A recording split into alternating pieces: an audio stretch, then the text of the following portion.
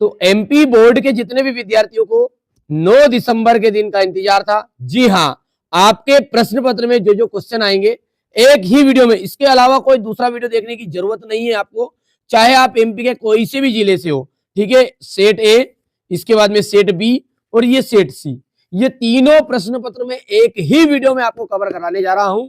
जिन बच्चों को वास्तव में नंबर चाहिए, चाहे आप एमपी के किसी भी जिले से हो, बस ये इस वीडियो के अलावा दूसरी चीजें करने की कोई जरूरत नहीं पड़ेगी। चलिए शुरू करते हैं। सारी चीजें एक ही वीडियो में कवर करेंगे, इसकी पीडीएफ भी आपको प्रोवाइड करवा दूंगा, कोई चिंता की जरूरत नहीं है। देखिए, नवाब साहब ने खीरों की पाखों का क्या किया था। आप सभी जानते हैं कि जब रेलगाड़ी की यात्रा कर रहे थे तो नवाब साहब मिले थे लेखक को, तो उन्होंने खिड़की से बाहर फेंके थे खीरों की पाखों को, उन्होंने सूंघा, ठीक है, उस पर हल्दी मसाला जो रहता है उसको उन्होंने लगाकर बाद में खिड़की से बाहर फेंक दिया था, खाया भी नहीं था।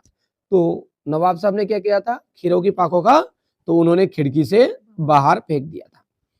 वाच्य जो होते हैं वो कितने प्रकार के होते हैं? वाच्य जो होते हैं वो 3 प्रकार के होते हैं, ठीक है। तो इतनी बात क्लियर है आपको कि वाच्य जो होते हैं 3 प्रकार के होते हैं। अब वो 3 प्रकार में होता है, एक तो कृतवाच्य, ठीक है, क्या होता है आपका, पहला होता है कृतवाच्य,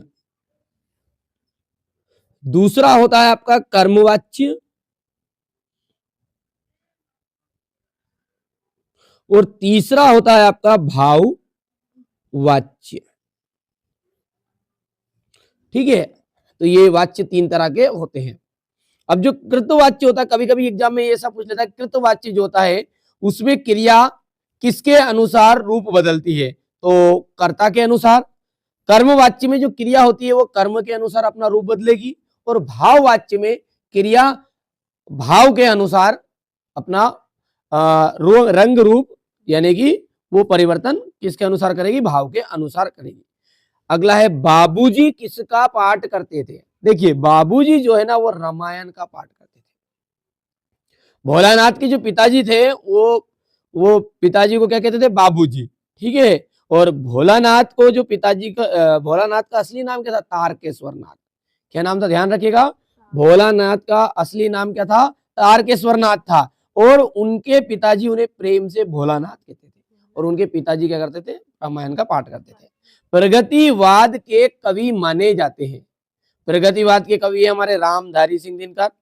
विनय पत्रिका के कवि का नाम बताइए? तो विनय पत्रिका के कवि है हमारे तुलसीदास जी, ठीक है।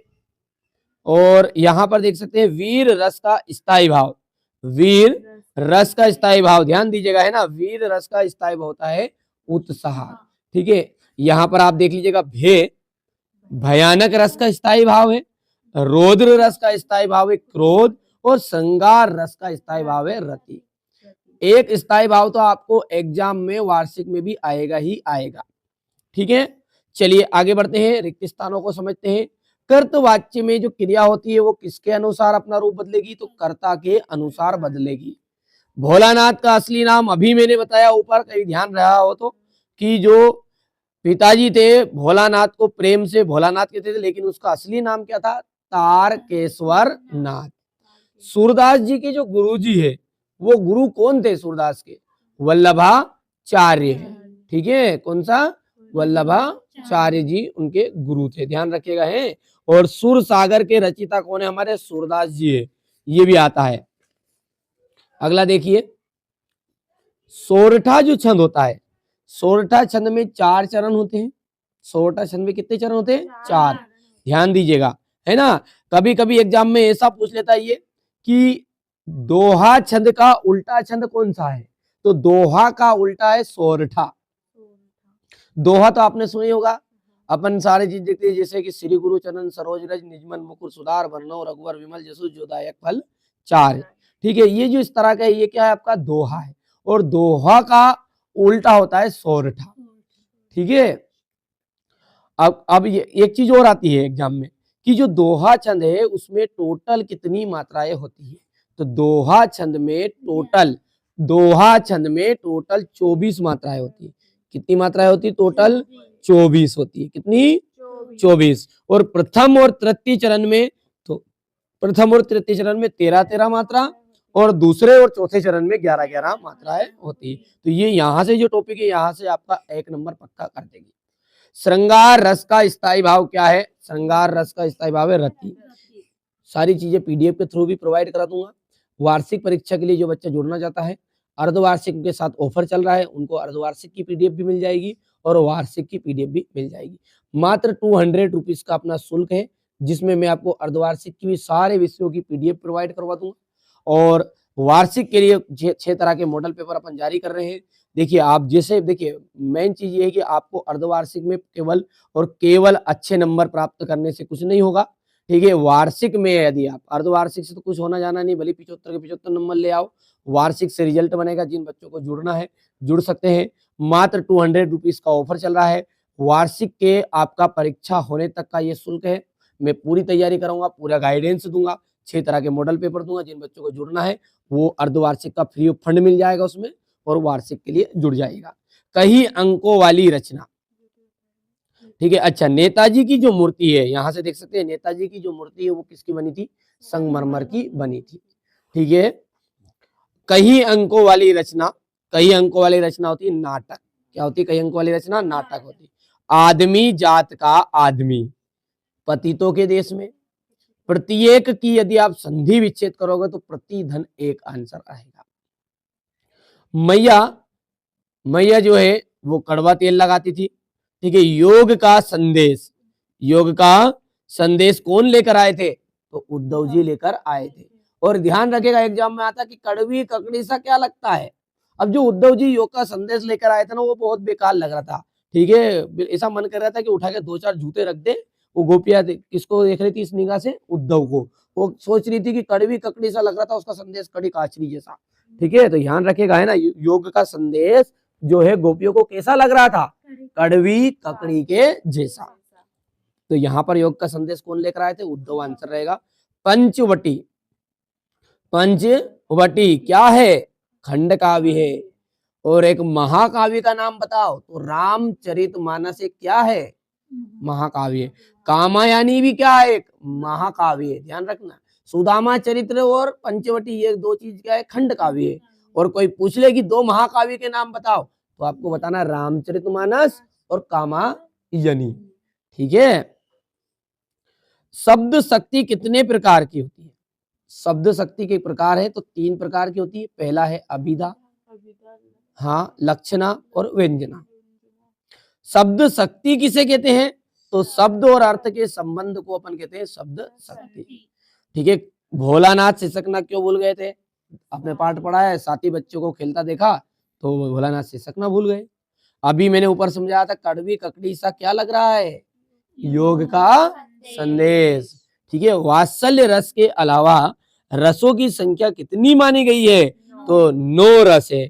और जो इन्हें नवरस भी कहा जाता है। नवरस किन्हें कहा जाता है?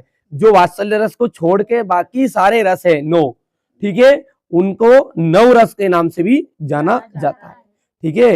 हिंदी की सर्वाधिक लोकप्रिय विधा कौन सी है? कहानी। मैया ने हल्दी पीसकर भोलानाथ के घावों पर थोपी, मैया ने हल्दी पीसकर भोलानाथ के घावों पर थोपी थी। तो बिल्कुल ये बात भी बिल्कुल सत्य है। यथाशक्ति में अव्ययी भाव समास है, यथाशक्ति में अव्ययी भाव समास है। तो ये भी आपका सत्य रहने वाला है, क्योंकि यथाशक्ति में कौन सा समास है आपका? तो अव्ययी भाव समास है, ठीक है। गोपियां ने उद्धव के संदेश को स्वीकार कर लिया, गोपियों ने उद्धव के संदेश को स्वीकार कर लिया था। क्या?